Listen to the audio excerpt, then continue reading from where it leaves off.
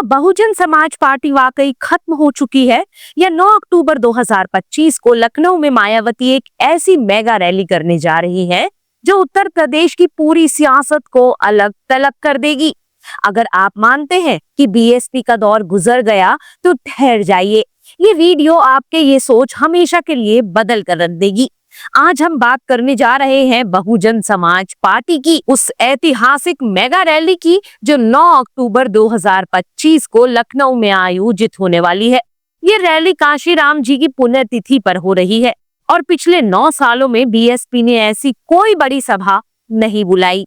मायावती जी ने लंबे समय से चुप्पी साध रखी थी, लेकिन अब ये रैली उनके राजनीतिक पुनरागमन का संकेत दे रही है। क्यों हो रही है ये रैली? क्या ये बीएसपी का कमबैक का पहला कदम है या सिर्फ एक दिखावटी प्रयास मात्र? आइए हम इसकी परतें खोलते हैं। देखिए, बीएसपी का हालिया प्रदर्शन बेहद निराशाजनक रहा है। 2017 के विधानसभा चुनावों में पार्टी को 22.23% वोट मिले थे, लेकिन 2022 में ये गिरकर 13% रह गया। 2024 के लोकसभा चुनावों में तो हालत और खराब हो गई। वोट शेयर 10% से भी नीचे आ गया। लोग कहने लगे कि बीएसपी अब खत्म हो रही है, लेकिन बहन जी को पता है कि 2027 के उत्तर प्रदेश विधानसभा चुनावों से पहले पार्टी को अपनी ताकत दिखानी ही पड़ेगी। ये रैली ठीक यही संदेश देने के लिए है कि बीएसपी अभी भी जिंदा है और उसके पास मजबूत वोट बैंक है। बचे खुचे समर्थक जो संविधान बचाओ जैसे मुद्दे पर समाजवादी पार्टी या कांग्रेस की ओर खिसक गए थे, उनके वापस लाने का ये सुनहरा मौका है। पार्टी ने हर विधानसभा क्षेत्र से कम 500 कार्यकर्ताओं को लाने का लक्ष्य रखा, और वो भी अपने खर्चे पर। अनुमान है कि 2.5 से 3 लाख लोग इसमें शिरकत करेंगे। लेकिन सवाल ये उठता है कि क्या ये भीड़ वास्तविक उत्साह की है या सिर्फ संगठन की मजबूरी? अब आइए इस रैली के पीछे छिपी राजनीतिक रणनीति को गहराई से समझते हैं। सबसे पहले बात करते हैं बीएसपी के वोट बैंक की। दोस्तों, दलित समाज का एक बड़ा हिस्सा 2024 के चुनावों में संविधान बचाओ के नारे तले समाजवादी पार्टी के गठबंधन या कांग्रेस की ओर चला गया। इससे बीएसपी को गहरा आघात लगा।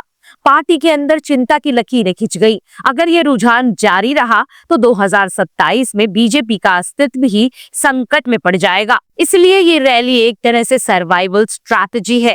मायावती चाहती है कि कार्यकर्ता देखें कि पार्टी अभी भी मजबूत है और बाहरी दुनिया को संदेश जाए कि बीएसपी को हल्के में ना लिया जाए। संगठन ने 11 सदस्यीय कमेटी गठित की है, जिसमें पार्टी के वरिष्ठ नेता शामिल हैं। हर जिले से ब्लू गमछे पहने कार्यकर्ता आ रहे हैं, जो काशीराम जी के प्रति निष्ठा का प्रतीक है। लेकिन अगर राजनीतिक नजरिए से देखें तो संसाधनों की कमी बीएसपी की सबसे बड़ी कमजोरी है। कोई बड़ा चेहरा नहीं बचा, सारे बड़े नेता दूसरी पार्टी में चले गए हैं।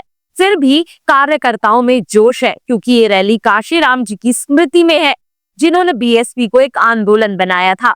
लेकिन यहाँ एक बड़ा ट्विस्ट है, आकाश आनंद का रोल।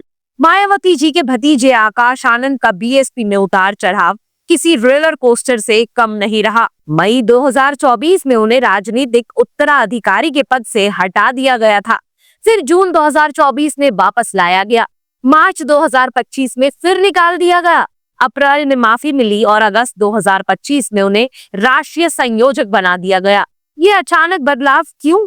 क्योंकि बीएसपी को नई पीढ़ी का चेहरा चाहिए। युवा दलित वोटर चंद्रशेखर आजाद की भीम आर्मी की ओर आकर्षित हो रहे हैं। आकाश को 8 अक्टूबर को स्पेशल न्योता दिया गया है और रैली में उन्हें मुख्य वक्ता या महत्वपूर्ण भूमिका दी जा सकती है। ये उनका लॉन्च होगा पार्टी के नए युवा लीडर के तौर पर फिर से। लेकिन रिस्क क्या है? अगर आकाश फेल हो गए तो फैमिली पॉलिटिक्स पर सवाल उठेंगे। मायावती जी ने आकाश के ससुर अशोक सिद्धार्थ को भी पार्टी में वापस ले लिया। ये फैमिली को सेंटर स्टेज पर लाने जैसा है। एक विश्लेषक के रूप में कहूं तो ये शॉर्ट टर्म फिक्स है। लॉन्ग टर्म में बीएसपी को अंबेडकर जी के विचारों को मॉडर्न टच देना होगा, जैसे डिजिटल कैंपेनिंग या सोशल मीडिया पर युवाओं को जोड़ना। लेकिन क्या ये फैमिली फोकस वोटर्स को दूर नहीं करेगा? आप बताइए कमेंट्स में। अब आते हैं उत्तर प्रदेश की सियासत पर इस रैली के संभावित प्रभाव की ओर। अगर ये रैली सफल रही तो बीएसपी का वोट शेयर 9% से बढ़कर 19% तक पहुंच सकता है। याद कीजिए, 2007 में मायावती ने पूर्ण बहुमत हासिल किया था। आज बीजेपी का दलित वोट बैंक कमजोर पड़ रहा है।